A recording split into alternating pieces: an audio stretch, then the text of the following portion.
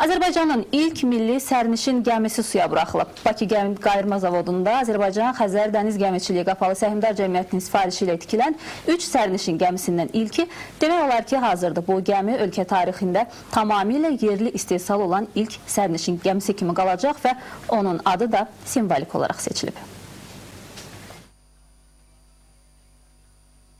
Tam olaraq Azərbaycanda istehsal olunan ilk gəmiyə Üfüq adı verilib. Gəminin uzunluğu 38 metr, sərnişin tutumu isə 80 nəfərdir. Onun suya salınması xüsusi əməliyyatla baş tutub. Üfüq zavodun yedək gəmisinin yardımı ilə körpüyə yan alıb və suya buraxılıb. Amma hələ gəmidə tamamlama və avdanlığın quraşdırılması işləri aparılacaq. Üfüq körpüdə və dənizdə sınaqlardan keçdikdən sonra dekabrda sifarişçiyə, yəni Xəzər Dəniz Gəmiçiliyinə təhvil veriləcək. Sifariş olunan digər 2 gəminin isə gələn il hazır olacağı planlaşdırılır. Gəmilərin gövdəsi polad, üst tikilləri isə alüminium materialdan hazırlanıb. Sərnişin gəmiləri saatda 40 kilometrə yaxın sürət yığa biləcək ki, bu da mövcud olanlardan 2 dəfə çoxdur. Bu gəmilər sərnişinlərdən başqa 10 tona qədər yük də götürə bilir.